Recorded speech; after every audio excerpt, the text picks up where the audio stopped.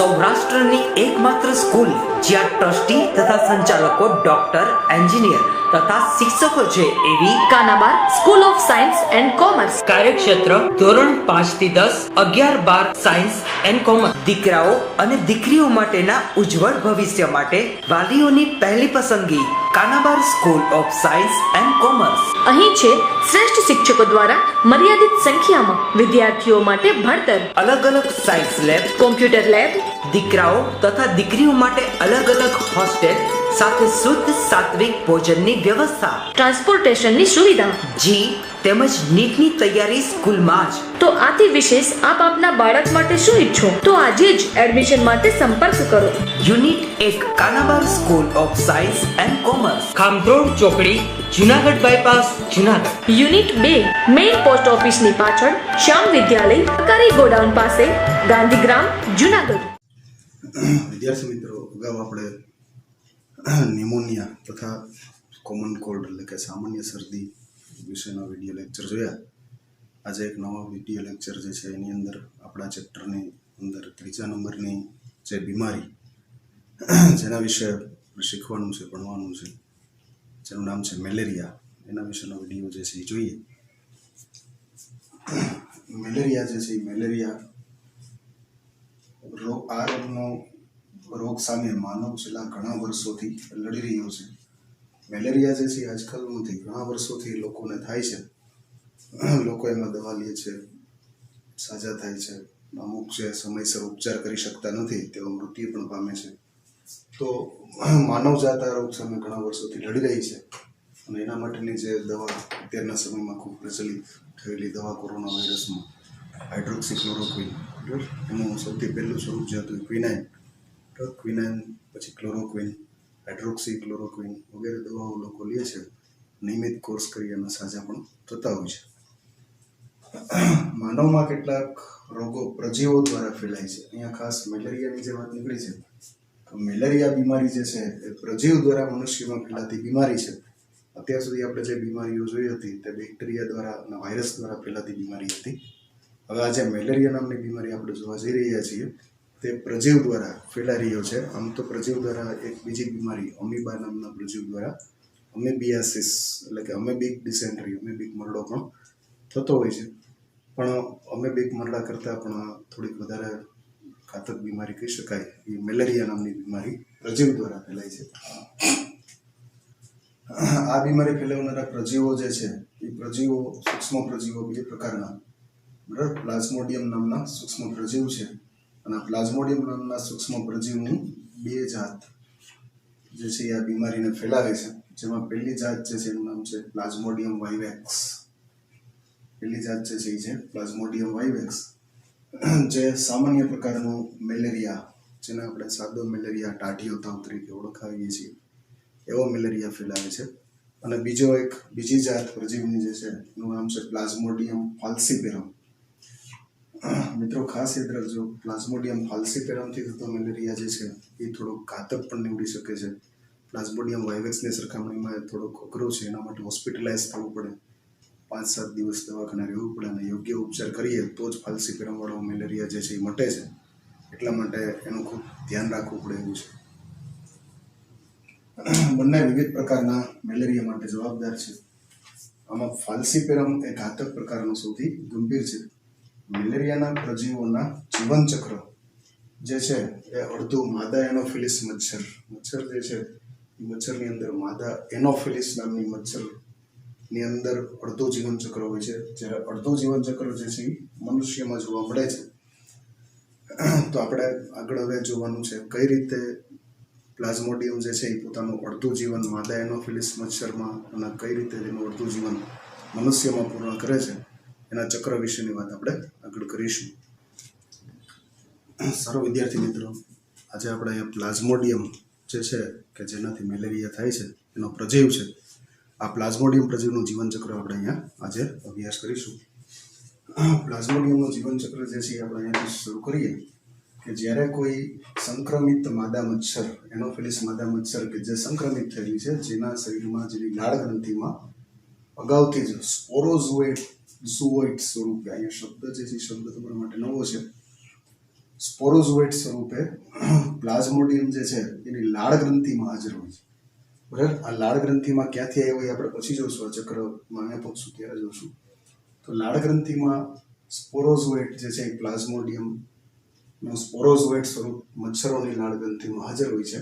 આવું મચ્છર જ્યારે કોઈ તંદુરસ્ત વ્યક્તિને, કોઈ તંદુરસ્ત માણસને કરડે છે ત્યારે સ્પોરોઝોઇટ જે છે એ તંદુરસ્ત માણસના રુધિરમાં જાય છે અને પરોપજીવી સ્પોરોઝોઇટ જે છે એ તંદુરસ્ત માણસના રુધિર દ્વારા મનુષ્યના યકૃત સુધી, યકૃતની જે અંગિકા છે એના વિશે મેં તમને અગાઉ પણ કહેલું છે. મનુષ્યના શરીરની સૌથી મોટી ગ્રંથિ એટલે યકૃત, કે જે મનુષ્યના પેટમાં જમણી સાઈડ આવેલી હોય છે. જમણી સાઈડ આ રીતે હાથ રાખીએ તો યકૃત આવેલું હોય છે. તો યકૃત સુધી સ્પોરોઝોઇટ જે છે એ પહોંચી જાય છે. યકૃતમાં ગયા પછી એનું જે કાર્ય છે, યકૃત તમે સૌ જાણો છો કે યકૃત એટલે મનુષ્યની અંદર ગ્લુકોઝનો ભંડાર. મનુષ્ય જે છે એ જે કાંઈ ખોરાક ખાય છે એ ખોરાક એના જઠરમાં જાય, જઠરમાંથી પકવાશય, પકવાશયમાંથી નાનું આંતરડું, અને નાના આંતરડામાંથી પછી એમાંથી જે કાર્બોદિત પદાર્થ જે છે, કાર્બોદિત, પ્રોટીન, ચરબી વગેરે રસાંકુરો દ્વારા શોષાય છે. અને આવા રસાંકુરો દ્વારા શોષાયેલો ખોરાકવાળું રુધિર જે છે, રુધિર યકૃત નિવાહિકા તંત્ર દ્વારા સીધું યકૃતમાં પહોંચે છે. અને યકૃતમાં આ પરોપજીવીઓને પોતાને રહેવા લાયક યોગ્ય સ્થાન, અગાઉ આપણે પણ આ ચેપ્ટરમાં જોયેલું હતું કે પરોપજીવી જે છે એના જીવન પોતાનું લાંબુ ચલાવવા માટે થઈ અને મનુષ્યના શરીરની અંદર પણ એને અનુકૂળ આવે એવા પ્રકારનું વાતાવરણ જે છે એમાં રહેવું પડે છે. તો યકૃત જે છે, યકૃત માનવ યકૃત સ્પોરોઝોઇટ માટે ખૂબ જ અનુકૂળ છે. માટે આ સ્પોરોઝોઇટ જે છે યકૃતની અંદર, મનુષ્યના યકૃતની અંદર પ્રવેશે છે. યકૃતની અંદર પ્રવેશી અને ત્યાં અલિંગી પ્રજનન દ્વારા પોતાનું બહુગુણન કરે છે. અને સાથે સાથે યકૃતના કોષો કે જેમાંથી એણે શક્તિ મેળવેલી હતી એ યકૃતના કોષોને તોડી નાખે છે. આ મુદ્દો જે છે એ મુદ્દો બરોબર સમજો. યકૃતના કોષોમાંથી ખોરાક જે છે એ ખોરાક ગ્રહણ કરે છે અને યકૃતના કોષોને તોડી નાખે છે. યકૃતના કોષોને તોડ્યા પછી તે માનવ રુધિરમાં મુક્ત થાય છે. બરાબર, માનવ રુધિર જે છે, માનવ રુધિરની અંદર તમે લોકો જાણો જ છો કે રુધિર રસ અને રુધિર કણ આવેલા હોય છે. જેમાંથી એક રુધિર કણનું નામ છે રક્તકણો, જેને આપણે આરબીસી એટલે કે રેડ બ્લડ સેલ્સ તરીકે ઓળખીએ છીએ. તો આ રેડ બ્લડ સેલ્સની અંદર આ પરોપજીવીઓ જે છે યકૃતના કોષોને તોડી અને ધીમે ધીમે આરબીસીમાં પ્રવેશે છે. આ પરોપજીવીઓ રક્તકણની અંદર જઈ અને ફરી પાછું એક અલિંગી પ્રજનન કરે છે અને અલિંગી પ્રજનન થયા પછી રક્તકણોને પણ તોડે છે. રક્તકણો જે છે, રક્તકણો વિશે તમે ઓલરેડી એક માહિતી ધરાવો છે કે આરબીસી જે છે એક પ્રકારનું સહયુગ્મી પ્રોટીન ધરાવે છે જેનું નામ છે હિમોગ્લોબિન. આ હિમોગ્લોબિન જે છે એ હિમોગ્લોબિન બે શબ્દનું બનેલું છે, જેમાં પહેલો શબ્દ આવે છે હિમ, બીજો શબ્દ જે આવે છે એ છે ગ્લોબિન. હિમ જે છે એ હિમ તમે આગળ જોઈ ગયા છો કે હિમ જે છે એ લોખંડની કાચી ધાતુ, તમને યાદ હોય તો હિમેટાઇટ, બરાબર, એના ઉપરથી લોખંડ માટે, લોહ તત્વ માટે જે શબ્દ વાપર્યો છે એ શબ્દ છે હિમ. અને ગ્લોબિન જે છે એ ગોળાકાર પ્રોટીન. ગ્લોબિન જે છે એ શું છે? ગોળાકાર પ્રોટીન છે. તો આ ગ્લોબિન નામનો ગોળાકાર પ્રોટીન જે છે એ આ પરોપજીવીનો ખોરાક છે. એટલા માટે એ શું કરે છે કે ગોળાકાર પ્રોટીન જે છે એ ગોળાકાર પ્રોટીનનો ખોરાક તરીકે ઉપયોગ કરી લે છે. અને હવે વધ્યું છે હિમ. આ હિમ જે છે એ હિમ એક પોઈઝન બનાવે છે, જે પોઈઝનનું નામ છે હિમોઝોઇન. હિમોઝોન નામનું ઝેર જે છે એ ખાલી જે હિમ વધે છે એ હિમોઝોન નામનું એક ઝેર બનાવે છે. ના, હિમોઝોન નામનું ઝેર માનવ શરીરમાં બનવાથી તાવ અને અન્ય લક્ષણો જે છે એનું ચક્ર શરૂ થાય છે. અને મુક્ત થયેલા પરોપજીવી, જે અલિંગી પ્રજનન દ્વારા નવા પરોપજીવીઓ મુક્ત થયા છે, એ ફરી પાછા નવા આરબીસીને પોતાનું શિકારનું કેન્દ્ર બનાવશે અને એને સંક્રમિત કરશે. અને આ રીતે આ પ્રક્રિયા ચાલુ રહેશે. એટલે એમ કહી શકાય કે આરબીસી જે છે એ આ પરોપજીવીઓની ફેક્ટરી બની જશે. એમાંથી નવા નવા પરોપજીવીઓ ઉત્પન્ન થયા કરશે અને આગળ હિમોઝોન બનવાની જે પ્રક્રિયા છે એ પણ સતત ચાલ્યા કરશે. અને એના કારણે તાવ અને ટાઢ આવવી, માથું દુખવું, પેટમાં લોચા વળવા, આંખમાં બળતરા થવી, પગના તળિયામાં બળતરા થાય, વગેરે વગેરે જેવા મેલેરિયાના લક્ષણો છે એ વ્યક્તિ પ્રદર્શિત કરશે. સારું. રક્તકણોમાં અલિંગી પ્રજનન દ્વારા અને પછીથી બીજું પ્રજનન કરે છે જે લિંગી પ્રજનન છે, અને એના દ્વારા એના જન્યુઓ જે છે એ નવા જન્યુ કોષો બને છે. આ નવા જન્યુ કોષો બન્યા પછીની કોઈ પ્રક્રિયા માનવ શરીરમાં થતી નથી. માનવ રુધિરમાં બે જન્યુઓ, એના જે નરજન્યુ અને માદાજન્યુ જે છે એ માનવ રુધિરની અંદર પરોપજીવીઓના જન્યુ ખાલી રહે છે. અચ્છા, આવો કોઈ વ્યક્તિ કે જેને મેલેરિયાનો ચેપ લાગેલો છે અને જેના રુધિરમાં મેલેરિયાના જે પરોપજીવી છે એના નરજન્યુ અને માદાજન્યુ રહેલા છે, એવા વ્યક્તિને કોઈ સાદી એનોફિલિસ માદા મચ્છર, હવે જો આ જે ચક્ર છે ચક્રની સમજવાની અહીંયા ખૂબી જે છે કે અડધું ચક્ર જે છે એ માનવમાં છે અને અડધું ચક્ર છે એ મચ્છરમાં છે. તો મચ્છર કઈ રીતે સંક્રમિત, અત્યાર સુધી આપણે જોયું કે માનવ કઈ રીતે સંક્રમિત થાય. અહીંયા આગળ જો મેં એક લાલ લીટો કર્યો છે અને માનવમાં એનું જીવન ચક્ર જે છે એ મેં તમને સમજાવ્યું છે. હવે આપણે જોવાનું છે કે મચ્છર કે જેને ઓલરેડી મેલેરિયાનો વાહક નથી અને આવી એનોફિલિસ મચ્છર છે એ સંક્રમિત કઈ રીતે થાય છે એ આપણે અહીંથી જોવાનું છે. માદા મચ્છર જન્યુ કોષો જે છે એનું નામ એક પાડેલું છે ગેમેટોસાઇટ. એ શબ્દ જે છે એ શબ્દ ખાસ તમારે શીખવાના છે. આની અંદર બે જ અઘરા શબ્દ તમારા માટે આવે છે. એક છે સ્પોરોઝોઇટ અને બીજો છે ગેમેટોસાઇટ. તમારી બુક પ્રમાણે તમારે ખાલી બે જ શબ્દ શીખવાના છે. જૂના સિલેબસમાં આમાં ક્રિપ્ટોસાઇઝોમ એવા ઘણા બધા શબ્દ હતા, પણ તમારા સિલેબસ પ્રમાણે તમારે બે જ શબ્દ શીખવાના છે. પહેલો શબ્દ હતો સ્પોરોઝોઇટ અને બીજો શબ્દ છે ગેમેટોસાઇટ. ગેમેટોસાઇટને માનવ રુધિર સાથે મચ્છર જે છે એ મચ્છર જ્યારે કોઈ મેલેરિયાગ્રસ્ત માણસનું રુધિર ચૂસે છે ત્યારે આ રુધિરની અંદર ગેમેટોસાઇટ જે રહેલા છે, પરોપજીવીના ગેમેટોસાઇટ, પ્લાઝ્મોડિયમના ગેમેટોસાઇટ, તે મચ્છરના શરીરની અંદર જશે અને મચ્છરના આંતરડામાં તેનો ફલન અને વિકાસ થશે. મચ્છરના આંતરડામાં ફલન અને વિકાસ થયા પછી આ જે ગેમેટોસાઇટ છે એ ગેમેટોસાઇટ પરિપક્વન ચેપી અવસ્થાની સ્થિતિ એટલે કે સ્પોરોઝોઇટ બની અને મચ્છરના આંતરડામાંથી મુક્ત થઈ અને મચ્છરની લાળ ગ્રંથિમાં પહોંચી જાય છે. મતલબ કે સ્પોરોઝોઇટનું રહેવાનું સ્થાન જે છે એ મચ્છરની લાળ ગ્રંથિ છે, જ્યારે ગેમેટોસાઇટ્સ જે છે એ મચ્છરના આંતરડાની અંદર રહે છે. આની અંદર કન્ફ્યુઝન ન કરતા, ઘણી વખતે નીટમાં સવાલો પૂછાઈ શકે છે કે ગેમેટોસાઇટ મચ્છરના કયા અંગોમાં રહે છે. તો એમાં તમારે યાદ રાખવાનું થાય છે કે ગેમેટોસાઇટ જે છે એ મચ્છરના આંતરડાની અંદર જ ફલન અને વિકાસ પામે છે, જ્યારે સ્પોરોઝોઇટ જે છે એ સ્પોરોઝોઇટ મચ્છરની લાળ ગ્રંથિમાં રહે છે. અને આ જે મચ્છરની લાળ ગ્રંથિમાં રહેલા સ્પોરોઝોઇટ જે છે એવું ઇન્ફેક્ટેડ, એવું ચેપી મચ્છર જ્યારે કોઈ તંદુરસ્ત માણસને, બીજા તંદુરસ્ત માણસને જ્યારે કરડે છે ત્યારે મનુષ્યની અંદર ફરી પાછું પ્લાઝ્મોડિયમનું જીવન ચક્ર જે છે એ શરૂ થાય છે અને ફરી પાછું આ ચક્ર છે એ સતત ચાલ્યા કરે છે. આભાર. આપણે અગાઉના વિડીયોમાં મેલેરિયા જે છે એના વિશે માહિતી મેળવેલી હતી. હવે પ્રજીવથી થતો અન્ય એક બીમારી, મેલેરિયા જે છે એ પણ પ્રજીવથી જ થાય છે અને આવા જ એક પ્રજીવ અમીબા કે જેના વિશે તમે બધા જાણો છો. ચોમાસાની અંદર વરસાદનું પાણી જે છે એના ખાબોચિયા 2 દિવસ ભરાય ગઈ અને આ ખાબોચિયાને જો માઇક્રોસ્કોપમાં પૃથ્થકરણ કરવામાં આવે તો એની અંદરથી અનિયમિત આકારના અમીબા કે જેના વિશે અગાઉ પણ ચિત્ર દોરેલા હશે. અમીબા જે છે એ કોઈ ખાસ આકાર ધરાવતો નથી, પણ અમીબા અનિયમિત આકારનો હોય છે અને પોતાના ખોરાક તરફ ખોટા પગ ફેલાવીને આગળ વધતું હોય છે, જેના વિશે તમને અગાઉ પણ જાણકારી મળેલી છે. આવા અમીબાથી મનુષ્યમાં કયા કયા રોગો થઈ શકે એના વિશે માહિતી મેળવી. અમીબાથી થતો એક રોગ જે છે જેને આપણે અમીબિક મરડો અથવા તો અમીબિયાસિસ તરીકે ઓળખીએ છીએ. આ અમીબિક મરડા વિશે આપણે આજે અહીંયા માહિતી મેળવીશું. અમીબિકના મરડા જે છે એના રોગકારક તરીકે એન્ટ અમીબા હિસ્ટોલાઇટિકા, એ શબ્દ છે એ શબ્દનો બરોબર સમજજો. એન્ટ અમીબા હિસ્ટોલાઇટિકા, જેનો સ્પેલિંગ જે છે સ્પેલિંગ અહીંયા સાઈડમાં તમારી બુકમાં લખેલું છે. નામનો પરોપજીવી પ્રજીવ છે. આ જે પ્રજીવ છે એ પરોપજીવી છે, મતલબ કે મનુષ્ય ઉપર પરોપજીવન ગુજારે છે. પરોપજીવી અને યજમાનનો સંબંધ જે તમે અગાઉ જાણો છો એ મુજબ અહીંયા મનુષ્ય જે છે એનો યજમાન છે અને એન્ટ અમીબા હિસ્ટોલાઇટિકા જે છે એ પરોપજીવી જીવન મનુષ્યના મોટા આંતરડામાં.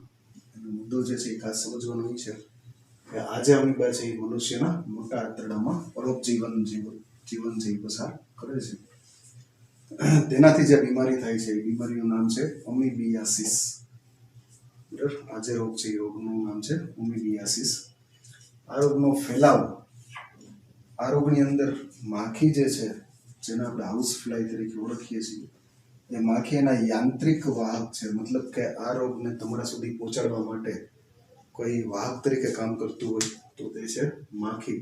બરાબર, જનરલી તમે જુઓ બહારના ખુલ્લા ફળ અથવા તો ખુલ્લા ખોરાકો જે છે એ ખોરાક ઉપર માખી બેઠેલી હોય છે. આ માખીઓ અગાઉ ક્યાં ક્યાં ગંદવાડમાંથી બેસીને આવતી હોય છે. તો આ ગંદવાડ દ્વારા આ રોગ જે છે એ ફેલાય છે. એટલા માટે આ રોગથી બચવા માટે બહારના ઉઘાડા ફળ છે કે પછી ઉઘાડા કોઈ ખોરાક કે જેની ઉપર માખીઓ બેસેલી હોય એવો ખોરાક બને ત્યાં સુધી ખાવો જોઈએ નહીં. માખી જે છે યાંત્રિક વાહક બની અને પરોપજીવીનું વહન ચેપી મળવાના પરોપજીવી, કોઈ વ્યક્તિને ચેપ લાગ્યો છે અને તે ખુલ્લી જગ્યાએ શૌચ માટે જાય છે, તેનું મળ જે છે એ મળની અંદર એન્ટ અમીબા હિસ્ટોલાઇટિકા રહેલા હોય છે. આ એન્ટ અમીબા હિસ્ટોલાઇટિકા જ્યારે મળ ઉપર માખી બેસેલી હોય છે ત્યારે માખીના પગોમાં અને માખીની પાંખોમાં ચૂંટી જાય છે. અને આવી માખી જે છે એ જ્યારે કોઈ ખુલ્લા રહેલા ખોરાક અથવા તો ખોરાકની પેદાશો સુધી પહોંચે છે ત્યારે આવા ખોરાક અને પેદાશો જે છે એને દૂષિત કરે છે. એની અંદર પણ એનો ચેપ જે છે એ મૂકે છે. આ રીતે મળ દ્વારા દૂષિત થયેલું, આ રીતે માખીઓ દ્વારા મળ દ્વારા દૂષિત થયેલું પીવાનું પાણી અને ખોરાક જે છે એ ચેપ કે ફેલાવાના મુખ્ય સ્ત્રોત છે. તો ખાસ ધ્યાન રાખવું જોઈએ એવું પાણી કે પછી એવા કોઈ ખોરાક ન ખાવા જોઈએ કે જેમાં માખીઓ પડેલી હોય અને જેના દ્વારા એન્ટ અમીબા હિસ્ટોલાઇટિકાનો ફેલાવો શક્ય હોય છે. એના લક્ષણો જે છે લક્ષણોની વાત કરીએ તો લક્ષણો મોટા આંતરડાની અંદર અમીબા રહેતા હોવાથી મોટા આંતરડાને લગતી બીમારીઓ જે છે એ થઈ શકે છે. જેની અંદર સૌથી પહેલા કબજિયાત આવે છે. કબજિયાત પછી ઉદરમાં દર્દ, ઉદર એટલે પેટ, ઉરસ એટલે છાતી અને ઉદર એટલે પેટ. તો ઉદરની અંદર દર્દ અને તાણ, જેને આપણે પેટમાં ચૂક આવવી એવું પણ સાદા શબ્દોમાં કહેતા હોઈએ છીએ. તો પેટમાં ચૂક આવી એનું મેઇન લક્ષણ છે. વધુ પ્રમાણમાં શ્લેષ્મ, આ જે બીમારી છે એ બીમારીમાં જો ધ્યાન દેવામાં ન આવે તો વધુ પ્રમાણમાં શ્લેષ્મ અને રુધિરયુક્ત મળ, જે બીમાર વ્યક્તિ જે છે એ બીમાર વ્યક્તિના મળની અંદર શ્લેષ્મ ચિકાસ વધારે પડતી હોય છે અને રુધિરયુક્ત મળ પણ એમાં બીમાર તરીકે હોઈ શકે છે. સારું વિદ્યાર્થી મિત્રો, આગળ આપણે પ્રજીવથી થતા રોગો વિશે માહિતી મેળવી લીધા બાદ હવે આપણે જે માહિતી મેળવવાની થાય છે એ કૃમિઓ દ્વારા ફેલાતા રોગો દ્વારા ની માહિતી આપણે મેળવીશું. જેની અંદર એસ્કેરિસ અને વુકેરિયા નામના જે બે કૃમિઓ છે એનાથી ફેલાતા રોગો વિશેની માહિતી જોઈએ. હાથીપગાના કૃમિ એ મનુષ્યમાં રોગકારક કૃમિ છે. હાથીપગા નામની બીમારી જે છે જેમાં મનુષ્યના પગ હાથીના પગ જેવા મોટા થઈ જાય છે. આ બીમારી જે છે એનો રોગકારક કૃમિ છે, કૃમિઓ દ્વારા ફેલાતો આ રોગ છે. એસ્કેરિયાસિસ નામની જે બીમારી છે એના વિશે આપણે વાત કરીએ તો આ બીમારીના જે રોગકારક છે એસ્કેરિયાસિસ જે છે એ એસ્કેરિયાસિસ નામની એક બીમારી છે અને એના માટેનું જે કૃમિ છે એનું નામ છે એસ્કેરિસ. આ એક મુદ્દો જે છે એ મુદ્દો ખાસ સમજજો. બીમારીનું નામ છે એસ્કેરિયાસિસ અને આ બીમારી જેના કારણે થાય છે એ કૃમિનું નામ છે એસ્કેરિસ. સારું, એનો જે રોગકારક છે એ રોગકારક કરમિયો છે અને કરમિયાને ઇંગ્લિશમાં એસ્કેરિસ તરીકે ઓળખવામાં આવે છે. આ એસ્કેરિસ જે છે એ સામાન્ય રીતે ગોળ કૃમિ છે. આ કૃમિ છે પરંતુ તે ગોળાકારનું કૃમિ છે, એટલા માટે એને આપણે ગોળ કૃમિ કહીએ છીએ. અને તે આંતરીય પરોપજીવી એટલે કે મનુષ્યના આંતરડાની અંદર પરોપજીવન ગુજારતું પરોપજીવી તરીકે છે. એસ્કેરિસ કૃમિ દ્વારા એસ્કેરિયાસિસ નામનો રોગ જે છે થાય છે. આ રોગનો ફેલાવો જે છે એ ફેલાવો કોઈ વ્યક્તિને એસ્કેરિયાસિસ થયેલું છે તો આ વ્યક્તિ જો ખુલ્લામાં શૌચક્રિયા કરવા માટે જાય છે તો આવા વ્યક્તિના પરોપજીવીના ઈંડા જે છે એ ચેપી વ્યક્તિના મળ દ્વારા ઉત્સર્જિત થાય છે. મતલબ કે આ કરમિયા જે છે એ કરમિયા જે વ્યક્તિના આંતરડાની અંદર રહેલા છે તે આંતરડામાં તે ઈંડા મૂકે છે અને અંડપ્રસવી છે એટલે ઈંડા મૂકે છે અને આ ઈંડા મળ સાથે ચેપી વ્યક્તિના શરીરમાંથી ઉત્સર્જિત થાય છે, બહાર આવે છે. અને બહાર આવેલા ઈંડા જે છે એ ભૂમિ, પાણી અને વનસ્પતિઓ વગેરેને દૂષિત કરે છે. બરાબર. આ બહાર રહેલું જે મળ જે છે એ મળમાંથી ઈંડા છૂટા પડે છે અને આ છૂટા પડેલા ઈંડા જે છે એ ભૂમિને પણ દૂષિત કરે છે, પાણીને પણ દૂષિત કરે છે અને વનસ્પતિઓ, દાખલા તરીકે આવા મળનો ખાતર તરીકે જો કોઈ ઉપયોગ કરતા હોય તો એના કારણે જે એમાં શાકભાજી ઉગાડવામાં આવે છે તો એને પણ એ દૂષિત કરે છે. તંદુરસ્ત વ્યક્તિ જે છે એ તંદુરસ્ત વ્યક્તિમાં આ ચેપ જે છે એ અશુદ્ધ પાણી દ્વારા, બરાબર, ઘણી બધી વખત એવું થતું હોય છે કે ગામડાની અંદર લોકો નદીઓમાંથી પાણી ભરતા હોય છે અને લોકો ખુલ્લામાં શૌચ કરવા માટે પણ જતા હોય છે. તો કોઈ વ્યક્તિ કે જેને એસ્કેરિયાસિસ નામની બીમારી થઈ છે એ નદીના કિનારે ખુલ્લામાં શૌચ માટે જાય છે તો એના મળમાંથી જે ઈંડા જે છે એ પાણીમાં આવે છે અને આવું પાણી કોઈ વ્યક્તિ પીવા માટે ઉપયોગ કરે છે તો આવા અશુદ્ધ પાણીના કારણે પણ એસ્કેરિયાસિસ નામની બીમારી થઈ શકે છે. શાકભાજી કે ફળ વગેરેના સેવન દ્વારા, બરાબર, આવા અશુદ્ધ પાણી દ્વારા જે શાકભાજીની ખેતી કરવામાં આવેલી છે, જે શાકભાજીના ફળ ઉગાડવામાં આવેલા છે, તો આવા અશુદ્ધ પાણી દ્વારા ઉગેલા શાકભાજીના ફળ દ્વારા પણ એસ્કેરિયાસિસ નામની બીમારી જે છે એ ફેલાઈ શકે છે. એના લક્ષણો જે છે, લક્ષણોની જો આપણે વાત કરીએ તેમાં આંતરિક રુધિરસ્રાવ એટલે કે આંતરડાની અંદરના માર્ગે રુધિરસ્રાવ થાય, સ્નાયુઓનો દુખાવો થાય, મનુષ્યના સ્નાયુના, પગના સ્નાયુ, હાથના સ્નાયુ વગેરે દુખે, તાવ આવે, એનિમિયા એટલે કે રક્તકણની અંદર જે હિમ એટલે કે એફી નામનું તત્વ છે એ તત્વ ઓછું થઈ જવું, જેને આપણે એનિમિયા કહીએ છીએ. એનિમિયા અને આંતરીય માર્ગના અવરોધ મતલબ કે આંતરડાની અંદર અવરોધ ઉત્પન્ન કરે છે. આવા લક્ષણો જે છે એ લક્ષણો એમાં જોવા મળે છે. મિત્રો, હવે એના પછી આપણે જે રોગ નવો શીખવાનો છે એનું નામ છે હાથીપગો. હાથીપગો જે છે એને ઇંગ્લિશમાં એલિફન્ટાસિસ અથવા તો ફાઇલેરિયાસિસ તરીકે પણ ઓળખવામાં આવે છે, જેનો સ્પેલિંગ એલિફન્ટના સ્પેલિંગ ઉપરથી ELEPHANTIASIS અથવા તો બીજાનું જે નામ છે એ છે FILARIASIS, જેને આપણે ફાઇલેરિયાસિસ તરીકે ઓળખીએ છીએ. એલિફન્ટાઇસિસ અથવા તો ફાઇલેરિયાસિસ જે છે એના રોગકારક તરીકે વુકેરિયા. આ વુકેરિયા જે છે એ વુકેરિયા બે પ્રકારના છે, જેમાં પહેલો પ્રકાર છે વુકેરિયા બેન્ક્રોફ્ટી. આ શબ્દ જે છે એ શબ્દને ખાસ સમજો. વુકેરિયા બેન્ક્રોફ્ટી અથવા તો વુકેરિયા મલાઈ. વુકેરિયા મલાઈ જે છે એ એના કૃમિઓ છે જેના દ્વારા આ રોગ જે છે એ ફેલાય છે. હાથીપગો કે ફાઇલેરિયાસિસ ના રોગ માટે જવાબદાર કૃમિ તરીકે છે.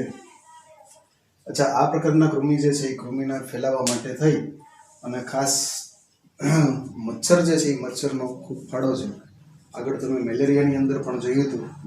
મેલેરિયાની અંદર જે મચ્છર હતું એ મચ્છરનું નામ એનાફેલિસ માદા મચ્છર હતી. અહીંયા હાથીપગો જે છે હાથીપગા માટે જે મચ્છર જવાબદાર છે એ મચ્છરનું નામ છે માદા ક્યુલેક્સ મચ્છર.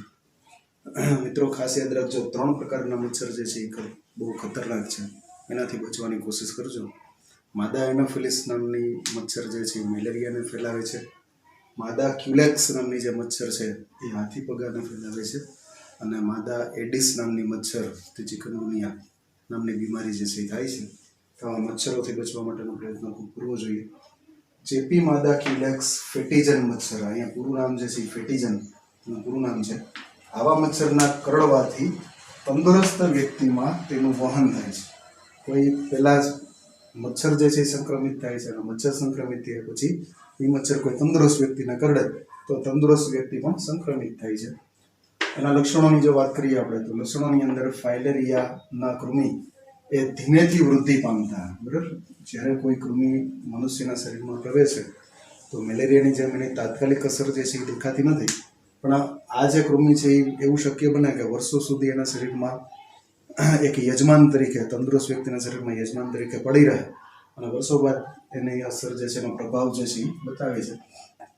તો અહીંયા શબ્દ ખાસ સમજો, તે ધીમેથી વૃદ્ધિ પામી અને અંગની અંદર રહે છે અને ત્યાં ઘણા વર્ષો સુધી સુષુપ્ત અવસ્થામાં પડ્યા રહે છે. ખાસ કરીને પગની લસિકા ગ્રંથિ, એનું જે ખાસ ટાર્ગેટ જે છે એ ટાર્ગેટ છે પગની લસિકા ગ્રંથિ. આ જે કૃમિ છે એ પગની લસિકા ગ્રંથિઓમાં પહોંચી જાય છે અને એના કારણે પગ ખૂબ જ, આ જે ગ્રંથિઓ છે એ ખૂબ જ સોજી જાય છે અને જેના કારણે પગ જે છે એ એકદમ મોટી સાઇઝનો, જે નોર્મલ સાઇઝમાં જે મનુષ્યના પગ હોય એના કરતાં હાથી પગના જે દર્દીઓ છે એના પગ ખૂબ જ મોટી સાઇઝના થઈ જાય છે. એટલા માટે આ બીમારી જે છે એ બીમારીનું નામ હાથી પગો અથવા તો ફાઇલેરિયાસિસ પાડેલું છે. ઘણીવાર આ રોગ જે છે એ જનન અંગોને પણ પ્રભાવિત કરે છે અને એના કારણે ઘણી બધી મોટી વિકૃતિઓ જે છે એ સર્જાઈ શકે છે.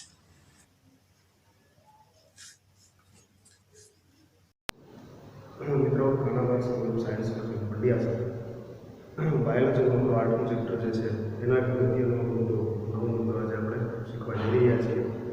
બરાબર, અગાઉ આપણે બીજા ઘણા બધા રોગો વિશે શીખી ગયા, જેની અંદર આપણે બેક્ટેરિયાથી થતા રોગો, વાયરસથી થતા રોગો, પ્રજીવથી થતા રોગો એના વિશેની જાણકારી મેળવી. આજે આપણે ફૂગથી થતા રોગો જે છે એના વિશેની માહિતી મેળવીશું. વિદ્યાર્થી મિત્રો, તમે સામાન્ય રીતે જાણો છો કે ચોમાસાની અંદર જ્યારે ભેજવાળું વાતાવરણ હોય છે ત્યારે ઘરની અંદર જે ખાવાલાયક વસ્તુઓ હોય છે એની ઉપર પણ એક સફેદ પરત જે છે એ જામી જાય છે. આ જે પરત છે એને આપણે ફંગસ એટલે કે ફૂગ તરીકે ઓળખીએ છીએ. ફૂગ જે છે એ ઘણા બધા પ્રકારની હોય છે, જેમાંથી 11મા ધોરણની અંદર તમે ફૂગના 2 પ્રકારો શીખી ગયા, યીસ્ટ અને મોલ્ડ. આજે આપણે અહીંયા થોડીક એવી ફૂગ વિશે વાત કરવાની છે કે જે મનુષ્યની અંદર બીમારી ઉત્પન્ન કરે છે, રોગો ઉત્પન્ન કરે છે. તો આ પ્રકારની જે ફૂગ છે એનાથી દાદર નામની એક બીમારી થાય છે અને આ બીમારી જે છે એ લોકોને શારીરિક અને માનસિક રીતે ખૂબ જ ત્રાસ આપે છે અને દવા જે છે લાંબો સમય 3-4 મહિના સુધી દવાઓ કરવા છતાં પણ ક્યારેક એ જતી નથી. આવી પ્રકારની જે બીમારી છે એ શેનાથી થાય છે? આવી પ્રકારની જો બીમારી શરીરના કોઈ ભાગમાં થઈ હોય તો આપણે શું ધ્યાન રાખવું જોઈએ, એના માટે કેવા પગલાં લેવા જોઈએ, અને ના થઈ હોય તો આગળ પણ ન થાય એના માટે આપણે શું કરવું જોઈએ એના વિશે આજે આપણે શીખીએ. તો વિદ્યાર્થી મિત્રો, આજની જે આપણી બીમારી છે એ બીમારીનું નામ છે દાદર. દાદર જે છે એનો રોગવાહક, બરાબર, દાદર જેનાથી ફેલાય છે એ રોગવાહક તરીકે ફંગસ એટલે કે ફૂગ છે. આ ફૂગની અંદર સૌથી પહેલું નામ છે માઇક્રોસ્પોરમ. માઇક્રોસ્પોરમ નામની ફૂગ. બીજી જે ફૂગ છે એનું નામ છે ટ્રાઇકોમાઇટોન અને ત્રીજી જે છે એ એપિડર્મોફાઇટોન. બીજા નંબરની ફૂગનું નામ છે એપિડર્મ. જે છે એ એપિડર્મ શબ્દથી તમે લોકો પરિચિત છો. આપણી જે ચામડી જે છે એ ચામડીના 2 પડ હોય છે. આ 2 પડની અંદર જે સૌથી ઉપરનો જે ભાગ છે એને આપણે એપિડર્મ કહીએ છીએ અને નીચેનો જે ભાગ છે એને આપણે ડર્મ કહીએ છીએ. ડર્મિસ અને એપિડર્મિસ, જેને ગુજરાતી ભાષાની અંદર ત્વચા અને ઉપરી ત્વચા, બરાબર, એ રીતે આપણે જનરલી ઉપયોગ કરતા હોઈએ છીએ. સર, ઇંગ્લિશમાં સ્પેલિંગ જે સ્પેલિંગ પણ કોમ્યુનિકેશનમાં આપેલા છે. MICR micro SPORM માઇક્રોસ્પોરમ. એના પછી બીજા નંબરની જે ફૂગ છે એનું નામ છે TRICHO ટ્રાઇકોમાઇટોન. અને ત્રીજા નંબરની જે છે એપિડર્મોફાઇટોન EPIDERMOPHYTON એપિડર્મિફાઇટોન. જેવી ફૂગથી મનુષ્યની અંદર જે બીમારી થાય છે એનું નામ છે દાદર. બરાબર, દાદર જે છે ઇંગ્લિશની અંદર રિંગવોર્મ તરીકે પણ ઓળખવામાં આવે છે.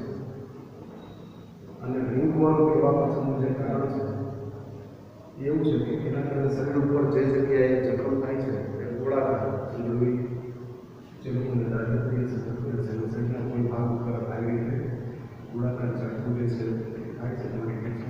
ફોટો પણ આપેલો છે. એમાં એક વ્યક્તિની ગાડી ઉપર આવી રીતે જખમ જે છે જખમ બતાવેલું છે. આવી ગોળાકાર ચાઠા જે છે શરીરના વિવિધ સ્થાનો ઉપર પડી જતા હોવાથી એનું નામ જે છે રિંગવોર્મ રાખવામાં આવેલું છે. આ રિંગવોર્મ માટે આવી ફૂગ જે છે મનુષ્યનો જવાબદાર છે. જે મનુષ્યમાં મોટાભાગના ચેપી રોગો પૈકી એક રોગ છે. વિદ્યાર્થી મિત્રો, તમે જાણો છો કે ચેપી રોગ જે છે એ જ્યારે કાબુ બહાર જાય ત્યારે એના પરિણામો શું આવે છે એ તાજેતરમાં તમે લોકોને ખ્યાલ હશે, ટીવી જોતા હશો, તમે એના વિશે વધારે માહિતી છે. આ ચેપી રોગોની અંદર એક ચેપી રોગ છે દાદર. અસરગ્રસ્ત અંગો વિશે જો આપણે વાત કરીએ તો શરીરના વિવિધ ભાગો જેવા કે ત્વચા, ચામડી જે છે એ ચામડી આખા શરીરની કોઈ પણ ભાગની ચામડી જે છે એ ચામડી એનું મુખ્ય લક્ષ્ય છે. મોટાભાગે ચામડીની અંદર દાદર નામની બીમારી આવતી હોય છે, પણ અમુક કિસ્સાઓની અંદર નખની અંદર પણ દાદર જે છે એ જોવા મળે છે. શિરોત્વચા જેને આપણે સ્કાલ્પ કહીએ, મતલબ કે આપણા વાળની અંદર, માથાની અંદર રહેલી જે ત્વચા છે, વાળની નીચે રહેલી ત્વચા, એની અંદર પણ ઘણા લોકોમાં દાદર જે છે જોવા મળે છે. વગેરે સ્થાન ઉપર શુષ્ક એ શબ્દ જે છે એ ડ્રાય બરાબર શુષ્ક ખરજવું જે છે એ ખરજવાની અંદર પણ ઝાંખા થાય છે પરંતુ એને પચવાડવાથી પાણી નીકળે છે ત્યારે દાદરમાંથી એવું કંઈ નીકળતું નથી એટલા માટે એના જે ઝાંખા છે એ શુષ્ક છે બરાબર. ઘણી વાર ખરજવું થયું છે કે દાદર થઈ છે એ ઓળખવા માટે આનો ઉપયોગ થાય છે. શુષ્ક ઝાંખા પડે છે. શલ્કીય ઉજરડા શલ્ક એટલે ચામડી ઉપર ઉજરડા રહેલા છે જેના માટે ઇંગ્લિશ શબ્દ છે સ્કેલી લેસિયોન્સ સ્વરૂપે દેખાય છે. આ રોગના જે લક્ષણો છે લક્ષણોની આપણે વાત કરીએ તો આ રોગના મુખ્ય લક્ષણો શરીરના ભાગોમાં જખમ થાય અલગ અલગ ભાગોમાં જખમ કોઈ ઘાવ પડી ગયો તો જખમ થાય છે અને એની અંદર ખજવાડા જે છે ખજવાડા થાય છે જે હુફાળા અને ભેજયુક્ત વાતાવરણમાં ફૂગ વૃદ્ધિ કરે છે. બરાબર. જનરલી ફૂગ જે છે એ ફૂગ શિયાળામાં અથવા તો ઉનાળામાં બહુ ઓછી દેખાય છે પરંતુ ચોમાસાની અંદર જ્યારે હુફાળો અને ભેજવાળું વાતાવરણ હોય છે ત્યારે ફૂગની વૃદ્ધિ ખૂબ જ થાય છે અને આવા વાતાવરણની અંદર આપણે ખૂબ જ સાવચેતી રાખવી જોઈએ.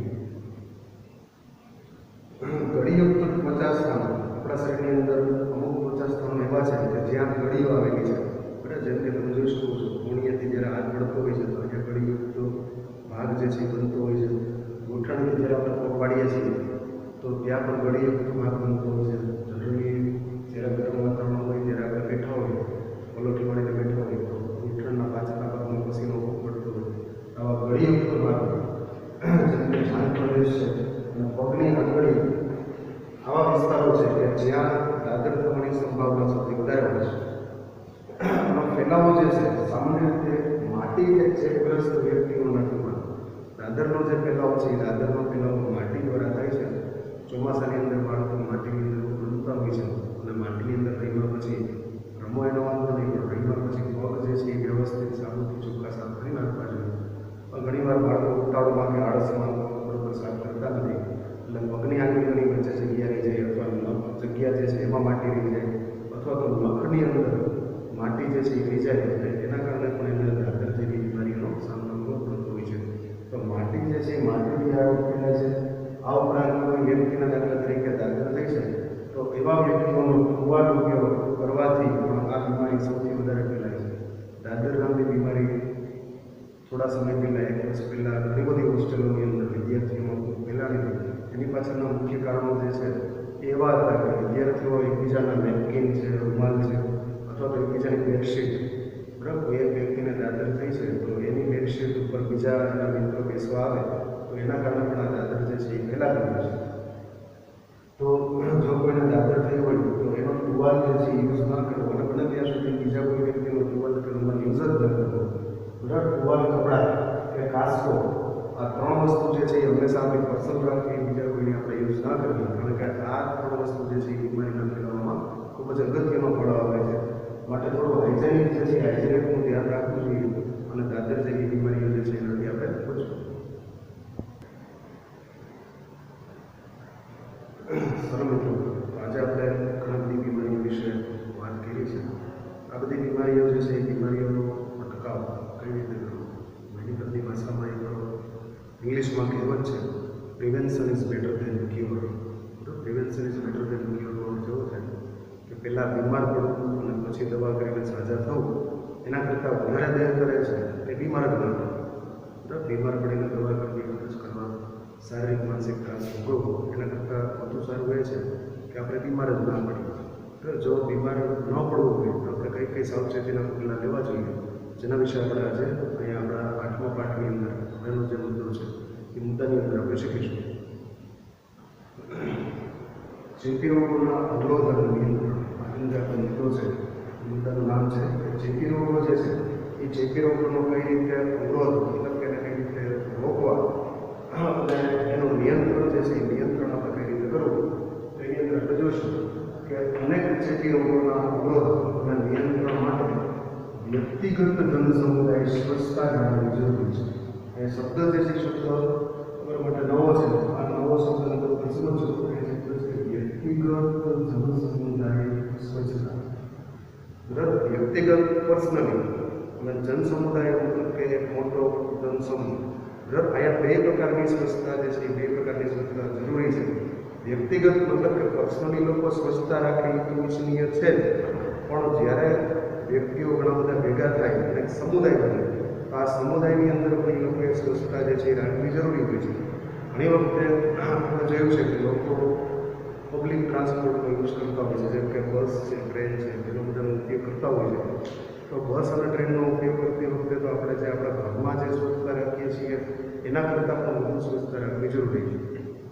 ઘણી વાર મેં જોયું છે કે બસની અંદર લોકો ખારી સેમ ખાઈને કપડાં ઉડાડે છે, કંઈ સંતરું કે કેળા ખાઈને ઝાડ નીચે ફેંકે છે, અને એક જર્ની પૂરી થાય 100 કિલોમીટરની ત્યાં સુધીમાં તો બસ અથવા તો ટ્રેન જે શરૂઆતમાં જે સ્વચ્છ હોય એની બદલે સાવ ઉકરડા જેવી બની ગઈ હોય છે. તો આ જે વસ્તુ છે એ આ વસ્તુ બિલકુલ ગેરવ્યાજબી છે, કારણ કે બસ જે છે એ આપણી એકલાની નથી, પણ બધાની છે. બસ કે ટ્રેન જે છે એ આપણી એકલાની પર્સનલ પ્રોપર્ટી નથી, પણ સમગ્ર જન સમુદાયની પ્રોપર્ટી છે. તો જ્યારે આપણે કોઈ જાહેર વસ્તુનો ઉપયોગ કરતા હોય, બગીચામાં ફરવા જતા હોય, ઘણી બધી વખત હું જોઉં છું કે મોતી બાગમાં સાંજે 6 વાગે ખુલે છે ત્યારે એકદમ સ્વચ્છ હોય, અને પછી 7, 7:30 જ્યારે બંધ થાય ત્યારે નિયર કચરાના ઢગલા મેળા હોય છે. બરાબર. લોકો બધી વેપર્સના પડીકાઓ ફેંકે છે, પ્લાસ્ટિકથી બંધ કરે છે. બરાબર. શિવરાત્રિનો મેળો છે, પરિક્રમા છે, જે તમે જોતા હશો કે જેમાં પબ્લિક જે છે એ પબ્લિક બિલકુલ નોનસેન્સ બની અને જ્યાં ત્યાં કચરો કરે છે. બરાબર. મનની અંદર આધ્યાત્મિક ભાવ લઈને આવ્યો હોય છે, પણ સારી બુદ્ધિ સદબુદ્ધિનો પણ ઉપયોગ કરતા નથી. તો આ ખરેખર બહુ કમનસીબી કહેવાય કે લોકો ભગવાનને માને છે પરંતુ ભગવાનનું માનતા નથી, એ પરિસ્થિતિ આવે છે. તો જન સમુદાયની અંદર જ્યારે આપણે હોઈએ છીએ ત્યારે આપણે ખૂબ જ ધ્યાન આપવું જોઈએ, અને સ્વચ્છતા જે છે એ સ્વચ્છતાનું ખાસ ધ્યાન રાખવું જોઈએ. વ્યક્તિગત સ્વચ્છતાની જો આપણે વાત કરીએ તો વ્યક્તિગત સ્વચ્છતાની અંદર આપણું શરીર જે છે એ શરીરને ચોખ્ખું રાખવું, શરીરને ચોખ્ખું રાખવા માટે થઈ અને વ્યવસ્થિત રીતે નાહવાની વાત આવે છે. સવારના ઘરમાં ઉઠીને વ્યવસ્થિત પહેલાં ઓરલ કેર મતલબ કે ટૂથબ્રશ અને સારા પાણીનો બ્રશ, સારા પાણીની પેસ્ટથી દાંત સાફ કરવા. બરાબર. દાંત સાફ કર્યા પછી વ્યવસ્થિત સ્નાન કરવું. સ્નાન કરવાની અંદર સાબુ વ્યવસ્થિત લગાડવાનું, કોઈ પણ ભાગમાં મેલ ન રહી જાય, કચરો ન રહી જાય, એ રીતે સ્નાન કરવું એવું ખાસ અગત્યનું છે. શરીરને શુદ્ધ રાખવું છે, શરીરને ચોખ્ખું રાખવું. પછી બીજા નંબરમાં આપણે જે પથારીમાં સૂતા હોઈએ તે બેડશીટ પણ વ્યવસ્થિત સ્વચ્છ હોવી જોઈએ. બરાબર. ઘણા લોકો મેં જોયા છે સવારે ઉઠીને આંખા થઈ જાય છે, તો એ ખરેખર એની ભૂલ છે. એની બેડશીટ છે એને જે કંઈ ઓઢવું હોય એ બધું વ્યવસ્થિત મૂકી દેવું જોઈએ. આગળ મેં તમને વાત કરી હતી કે જે ફૂગથી ફેલાતા જે રોગો છે એની અંદર દાદર નામની જે બીમારી છે એ આવી રીતે કોઈ દર્દીએ યુઝ કરેલી બેડશીટ અથવા તો એને ઓઢેલી ચાદરથી ફેલાતું હોય છે. તો આવું ન થાય એટલા માટે બને ત્યાં સુધી હોસ્ટેલમાં જો આપણે રહેતા હોય તો આપણે ખાસ ધ્યાન રાખવું જોઈએ, અને ઘરની અંદર પણ ખાસ ધ્યાન રાખવું જોઈએ, કારણ કે દાદર જેવી બીમારી કપડાથી વધુ ફેલાય છે. ડર્મેટોલોજિસ્ટોનું કહેવું છે. બીજા નંબરમાં પીવા માટેનું શુદ્ધ પાણી. આપણે જે પાણી પીએ છીએ એ આમ દેખાય છે તો શુદ્ધ, પરંતુ એને જો માઇક્રોસ્કોપમાં જોવામાં આવે તો ખ્યાલ પડે છે કે અમીબા છે, એમાં ઘણા બધા સૂક્ષ્મજીવો છે. તો બને ત્યાં સુધી પીવા માટેનું શુદ્ધ પાણી વાપરવું.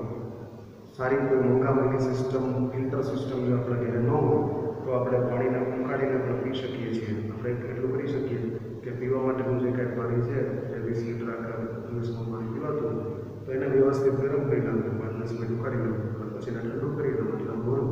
આવું પીવા માટેનું પાણી જે છે એ શુદ્ધ રાખવું. અને પાણીનું જે માટલું છે એ માટલાની નીચે કાં તો નળ રાખવું, અથવા તો પછી પાણી માટેનો સ્પેશિયલ એક અલગ વાસણ રાખવું જેનાથી માટલામાંથી પાણી કાઢી શકાય. ફ્રીજની અંદર જે આપણે બોટલો યુઝ કરતા હોઈએ છીએ તો એ બોટલો ઘણા લોકોને આદત હોય છે એટી કરવાની. આવું ન કરવું જોઈએ. નાના બાળકો જો ઘરમાં હોય તો એને પણ આપણે સ્વચ્છતાનું ધ્યાન આપવું જોઈએ કે એક વ્યક્તિની એટી બોટલનું પાણી જે છે બીજાને પીવડાવાય નહીં, કારણ કે એનાથી શરદી જેવા છે જે રોગો જે છે એ ફેલાઈ શકે છે. તો એટલા માટે થઈને ફ્રીજ બોટલો યુઝ કરતી વખતે પણ ખાસ ધ્યાન આપવું. તો પીવા માટેનું શુદ્ધ પાણી, ખાવા માટેનો શુદ્ધ ખોરાક. ખાવા માટેનો જે ખોરાક છે એ ખોરાક એકદમ શુદ્ધ હોવો જોઈએ. શુદ્ધ એટલે કઈ રીતે કે શાકભાજી જે આપણે ખાઈએ છીએ, શાકભાજી માર્કેટમાં જે મળે છે એને શુદ્ધ કરવા માટે અત્યારે એક ગાઈડલાઈન આવેલી છે. જે ગાઈડલાઈન મુજબ ખાવા માટેના શાકભાજીને પહેલાં એક બાટલી પાણીમાં ભરેલી હોય એમાં 20 મિનિટ રાખવાના છે. પાણીની અંદર ખાસ જે ખાવાનો સોડા આવે છે જેને આપણે બેકિંગ પાવડર કહીએ છીએ, તો આ ખાવાનો સોડા જે છે એ પાણીમાં ડિઝોલ્વ કરી રાખવાનો, અને એની અંદર શાકભાજીને 20-25 મિનિટ રાખી દેવાના. બરાબર? આવું કરવાથી એની ઉપર રહેલા સૂક્ષ્મજીવો તથા એની અંદર રહેલા પણ ઘણા બધા વિષારી દ્રવ્યો જે છે એ પાણીમાં ડિઝોલ્વ થઈ જશે અને શાકભાજીમાંથી બહાર નીકળી જશે. પછી આવા શાકભાજીને બીજા સાદા પાણીમાં ધોઈ અને પછી એનો વ્યવસ્થિત ઉપયોગ આપણે કરવો જોઈએ. બરાબર? તો બને ત્યાં સુધી આપણે શુદ્ધતા સ્વચ્છતા જે છે એનું પાલન કરવું જોઈએ. ખાવા માટે શુદ્ધ ખોરાક અને શાકભાજી જે છે એ ઉપયોગ કરવો જોઈએ. ચાલો મિત્રો, ત્યાર પછી જોઈએ આપણે ખાસ મોટી સમસ્યા જે છે એ મોટી સમસ્યા ઘરનો કચરો જે છે એ મોટી સમસ્યા છે.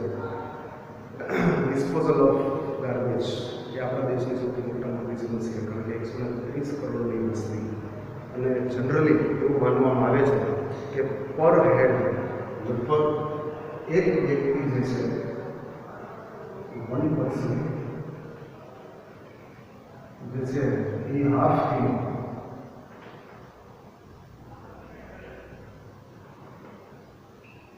જેટલો કચરો જે છે એ પર ડે એક દિવસ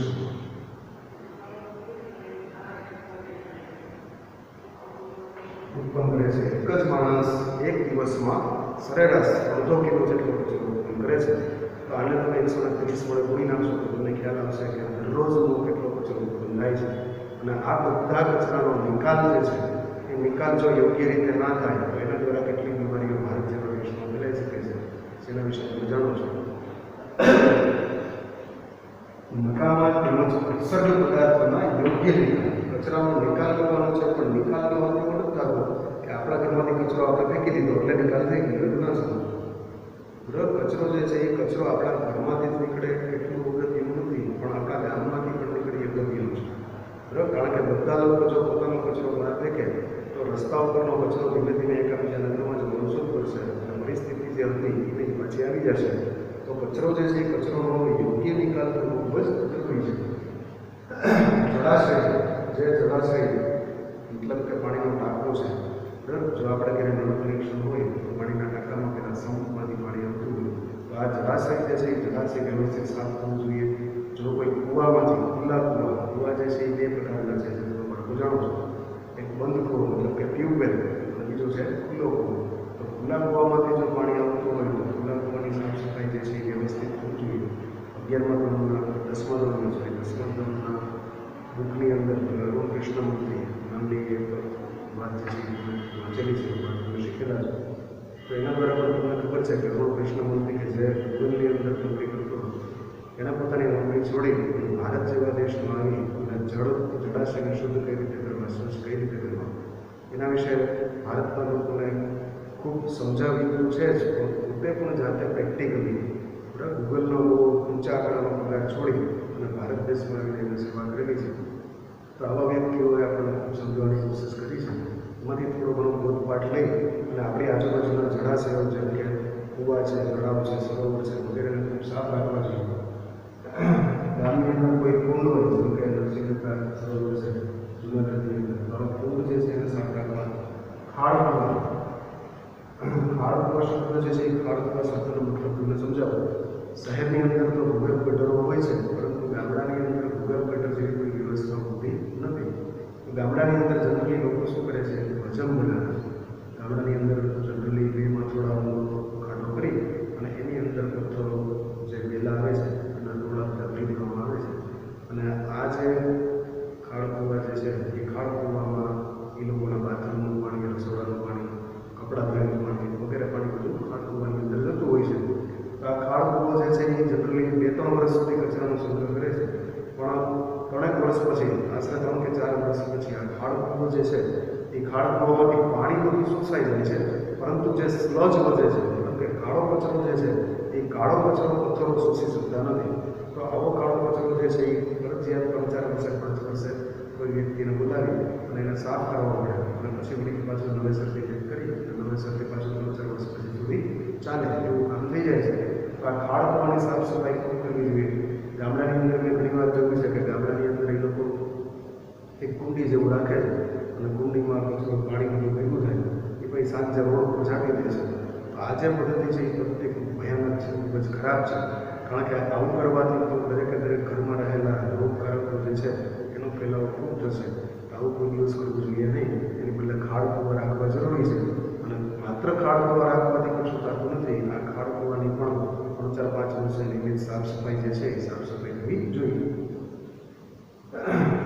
ટાંકી રાખેલી હોય કુંડી રાખેલી હોય તો એની પણ સાફ સફાઈ જે છે એ સાફ સફાઈ ખૂબ જ સારી રીતે કરવી જોઈએ. એમ છે લોકભોગ્ય એક શબ્દ જે છે એ શબ્દ લોકભોગ્ય મતલબ લોકો દ્વારા જેનો ઉપભોગ કરવામાં આવે છે એને લોકભોગ્ય કહેવામાં આવે છે.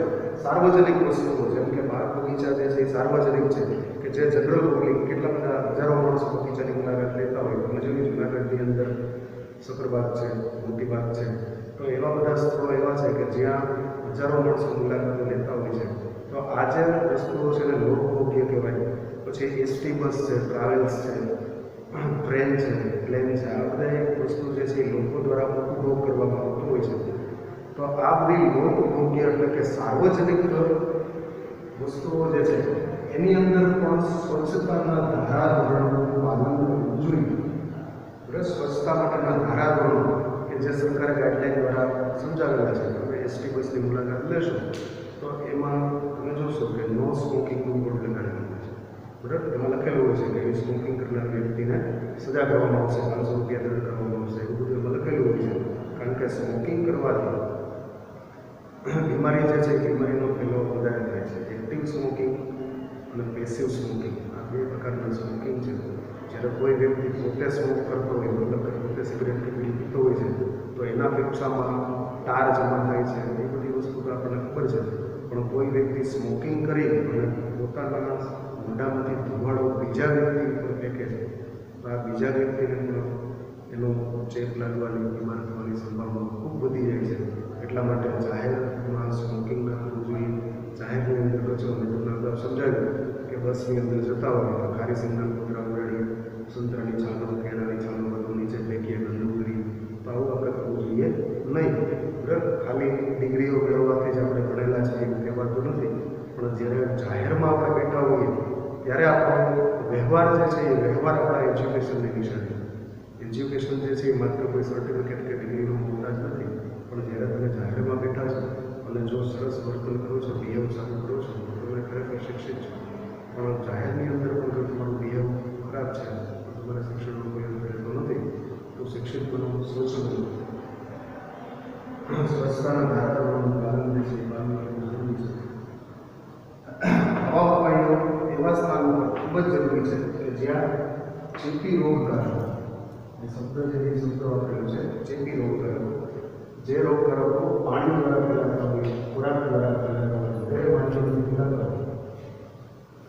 જેમ કે ટાઇફોઇડ જે છે એ ટાઇફોઇડ વિશે હું તમને સમજાવું તો ત્યારે તમને કીધું હતું સાલ્મોનેલા ટાઇફોઇડ નામના બેક્ટેરિયાથી ટાઇફોઇડ નામની બીમારી થાય છે. આ ટાઇફોઇડ નામની બીમારી કોઈ ટાઇફોઇડનો જે દર્દી છે એ દર્દીના મળ દ્વારા જનરલી ફેલાતા હોય છે. તો આ ટાઇફોઇડ જે છે એ ટાઇફોઇડની અંદર શૌચાલય જે છે એ શૌચાલયની જાહેરમાં શૌચાલયની જે આદત છે એ ખરાબ આદત છે એને ટાળવી જોઈએ. અમીબિયાસિસ જે છે એ અમીબાથી ફેલાય છે. તો અમીબા ચોમાસાની અંદર મીઠા પાણીમાં જે અમીબા રહે છે એ અમીબા માટે ચોમાસાની અંદર જો આપણા ઘરની આજુબાજુ કંઈ ખાબોચિયા ભરાતા હોય તો સૌથી પહેલાં આપણે ખાબોચિયાને સાફ કરી નાખવા જોઈએ. બીજા નંબરમાં જો આપણાથી ખાબોચિયા સાફ થઈ શકતા ન હોય તો એક રસ્તો એવો છે કે પડેલું એન્જિન ઓઇલ જે છે એ ઓઇલનું ખાલી અડધું ઢાંકવું, બરાબર, વધારે નહીં, ખાલી 2 કે 3 ml જે છે ખાબોચિયામાં તમે પડેલું ઓઇલ નાખી દેશો તો આ પડેલું ઓઇલ જે છે એ પાણીના ખાબોચિયા ઉપર લેયર થઈને જામી જશે. અને આ લેયરના કારણે અંદર જે મચ્છરના લાર્વા છે એ પણ નહીં થાય અને બીજા સૂક્ષ્મજીવોને પણ ઓક્સિજન ન મળવાથી મળી જશે. તો એનું નાનું બાબતો જે છે એ ખૂબ જ ધ્યાનમાં રાખવું જોઈએ. એસ્કેરિયાસિસ વગેરે આવા બધા ફેલાતા રોગો છે એનું ખાસ ધ્યાન રાખવું જોઈએ. હવાથી ફેલાતા રોગોની જો આપણે વાત કરીએ તો હવાથી ફેલાતા રોગોની અંદર ન્યુમોનિયા, બરાબર, ન્યુમોનિયા જે છે એ સૌથી ભયાનક રોગ છે. એની અંદર વાયુકોષો, માણસના જે ફેફસા છે એ ફેફસાની અંદર રહેલા વાયુકોષો પ્રવાહીથી ભરાઈ જાય છે અને આ વાયુકોષોમાંથી પછી પ્રવાહી ઇન્જેક્શનથી ખેંચવું પડે, હોસ્પિટલાઇઝ કરવું પડે, ખૂબ ખર્ચ આવે અને ખર્ચમાં જો ધ્યાન વ્યવસ્થિત છતાંય ધ્યાન ન રાખવામાં આવે તો વ્યક્તિનું મૃત્યુ પણ થઈ શકે છે. આ હવાથી ફેલાતા રોગ છે ન્યુમોનિયા, શરદી. તો આવી બધી બીમારીઓ હવાથી ફેલાતા હોય છે. એમાં ચેપી વ્યક્તિના ગાઢ સંપર્ક, અને ચેપી વ્યક્તિ જે છે ચેપી વ્યક્તિનો ગાઢ સંપર્ક જે છે એ ટાળવો છે. મતલબ કે જે વ્યક્તિને આ ચેપ થયેલો છે એ વ્યક્તિથી આપણે કમસે કમ